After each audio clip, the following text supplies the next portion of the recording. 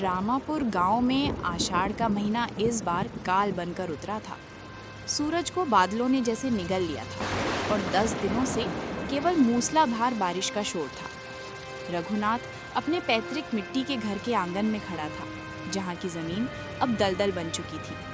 हर 5 minute में कड़कती बिजली घर के उन कोनों को उजागर कर देती थी जहाँ से मिट्टी की दीवारें गलकर ढहने को तैयार थीं।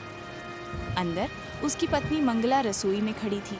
वो एक एक करके पीतल के पतीले और थालियां उन जगहों पर रख रही थी जहां से पानी की टिप टिप करती बूंदें फर्श पर गिर रही थी। रघुनाथ ने अंदर आकर एक लंबी ठंडी सांस ली और बोला, मंगला, ये केवल बारिश नहीं है, ये कुदरत का प्रतिशोध है। खेत का सारा धान बह गया, बीज पानी में तैर रहे हैं। जो थोड़े बहुत पैसे संदूक में बचे थे, वे भी अगली फसल की उम्मीद में खाद और बीज में झोंक दिए। अब अगर ये धर गिर गया तो हम खुले आसमान के नीचे आ जाएंगे। धीरज रखिए स्वामी, जब तक छत का एक टुकड़ा भी सिर पर है हम लड़ेंगे, पर डर लगता है कि ये रात कहीं हमारी आखिरी रात ना हो। रात के सन्नाटे को केवल गिरते पानी और बाहर मेंढकों की आवाजों ने भर रखा था। तभी अचानक लकड़ी के पुराने और भारी दरवाजे पर जोरदार दस्तक हुई। रघुनाथ और मंगला एक दूसरे का हाथ पकड़कर सहम गए। इस तूफानी रात में जब गांव का मुख्य नाला उफान पर है, कौन आ सकता है? रघुनाथ ने जब बाहर जाकर देखा तो बाहर का दृश्य डरावना था। बिजली कड़क रही थी और मूसलाधार बारिश में 2 लोग बाहर खड़े थे। वो उसका छोटा भाई दीनानाथ और उसकी पत्नी सुलेखा थे। रघुनाथ बोला, दीना, तुम इस प्रलय में यहाँ? रघुनाथ ने अचरज और घबराहट के साथ पूछा। दीनानाथ की आवाज कांप रही थी और वो बुरी तरह हाँफ रहा था। वो बोला, भैया शहर से लौट रहे थे, पर रास्ते में पुल टूट गया। बैलगाड़ी वाला हमें बीच मझधार में छोड़कर भाग गया। पैदल चलते चलते हम किसी तरह यहाँ तक पहुँचे हैं। सुलेखा ने अंदर कदम रखते ही नफरत से चारों ओर देखा कि छत से पानी टपक रहा है। उसने ये सब देखते हुए कहा, उफ दीदी, आप लोग इस बदबूदार घर में कैसे सांस लेते हैं? शहर में तो हमारे फ्लैट में फर्श पर मखमली कालीन है, यहाँ तो कीचड़ और गोबर की महक आ रही है। रघुनाथ का हृदय छलनी हो गया, पर उसने अतिथि धर्म याद रखा और बहस शांत खड़ा रहा। मंगला ने तुरंत गीली लकड़ियों को सुलगाने की कोशिश की ताकि मेहमानों को कुछ गर्मी मिल सके। घर में अनाज का आखिरी हिस्सा बचा था जिसे उसने सूखे दिनों के लिए सहेज रखा था।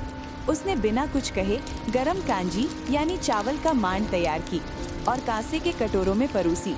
सुलेखा ने जब कांजी का कटोरा देखा तो उसने उस कटोरे को देखकर कहा, दीदी, क्या थोड़ा गर्म दूध और गुड़ नहीं मिल सकता?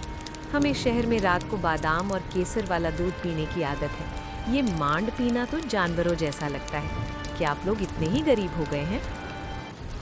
मंगला की आंखों में पानी भर आया क्योंकि उनकी इकलौती गाय पिछले महीने ही चारे की कमी से मर चुकी थी। रघुनाथ ने सुलेखा की बदतमीजी को पी लिया, पर उसकी तेज नजरें दीनानाथ पर टिकी थीं। दीनानाथ बहुत अजीब व्यवहार कर रहा था।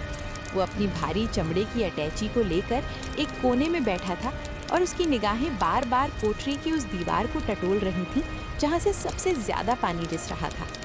रघुनाथ के मन में संदेह का विष खुलने लगा। अगली सुबह बारिश का वेग कम होने के बजाय और भयानक हो गया। गांव के रास्ते अब छोटी नदियों में तब्दील हो चुके थे।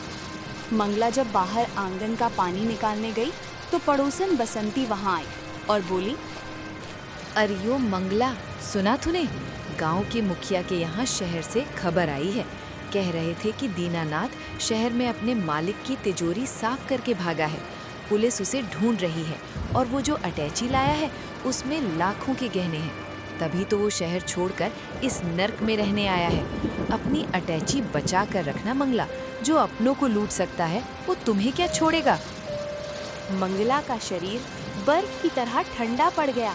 उसने बसंती को डांटा तो सही, पर जब वो अंदर आई और उसने देखा कि दीनानाथ कोठरी की दीवार की ईंटों को धीरे धीरे हिलाकर देख रहा था तो उसका शक यकीन में बदल गया।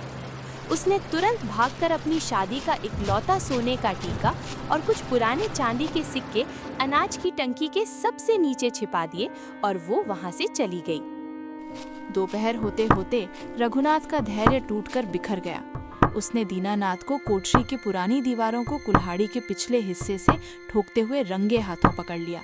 रघुनाथ दहाड़ते हुए बोला, दीनानाथ, बस बहुत हुआ। मैं गरीब जरूर हूँ, लेकिन मेरा घर कोई पापियों की शरण स्थली नहीं है। मुझे सब पता चल गया है कि तू शहर में क्या गुल खिला कर आया है। तू यहाँ भाई का प्यार पाने नहीं, बल्कि अपनी चोरी का माल ठिकाने लगाने आया है। और अब मेरी दीवारों में क्या ढूंढ रहा है? क्या यहाँ भी कोई गुप्त रास्ता बना रखा है चोरी करने के लिए? सुलेखा बीच में आई और चिल्लाई, भैया अपनी जुबान पर लगाम दीजिए।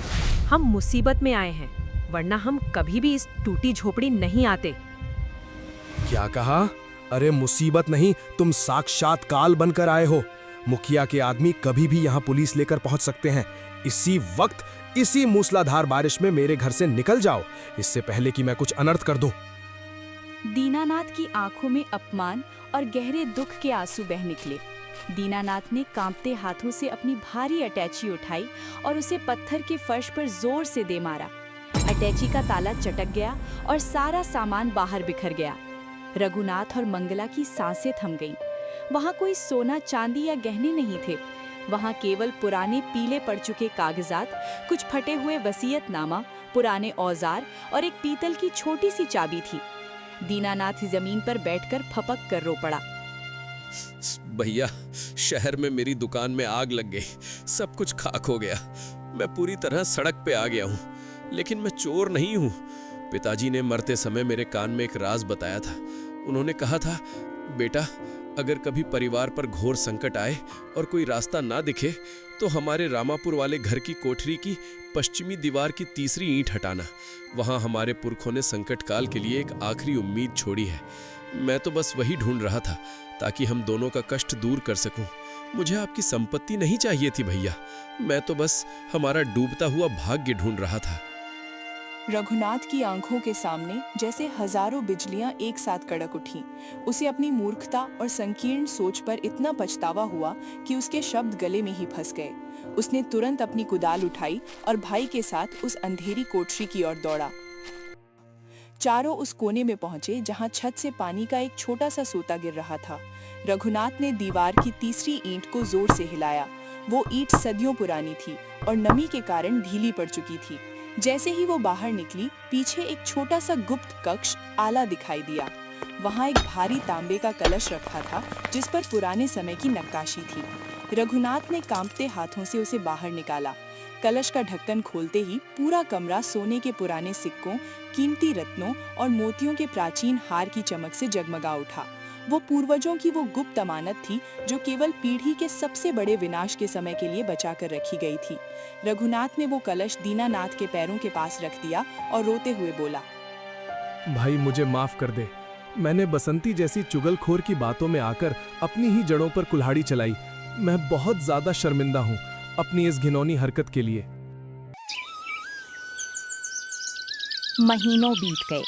रामापुर की वो कच्ची बस्ती अब बदल चुकी थी। उस जर्जर मिट्टी के घर की जगह अब एक विशाल और सुंदर पक्की हवेली खड़ी थी, जिसकी छत अब पत्थर की थी और कभी नहीं टपकती थी। रघुनाथ ने उस धन का उपयोग केवल अपने लिए नहीं किया, बल्कि गांव में एक बड़ी पाठशाला, एक अस्पताल और कई गहरे कुएं खुदवाए, ताकि फिर कभी किसी किसान की फसल पानी के बिना ना सूखे। दीनानाथ ने शहर का मोह त्याग दिया और गांव में ही रहकर आधुनिक खेती और खाद बीजों का एक बड़ा केंद्र खोला। सुलेखा का अहंकार भी अब विनम्रता में बदल चुका था। वो गांव की महिलाओं को सिलाई कढ़ाई सिखाती थी। पड़ोसन बसंती अब भी मंगला के घर के पास आती, पर अब उसके पास कहने के लिए कोई चुगली नहीं थी। वो जान गई थी कि जिस परिवार को उसने तोड़ने की कोशिश की थी, वो अब फौलाद की तरह मजबूत हो चुका है। बारिश अब भी आती थी, पर अब उसकी टिप टिप रघुनाथ और दीनानाथ के लिए किसी मधुर संगीत से कम नहीं थी। उन्होंने दुनिया को दिखा दिया कि जब तक दो भाई एक हैं, कोई भी तूफान उनका आशियाना नहीं उजाड़ सकता।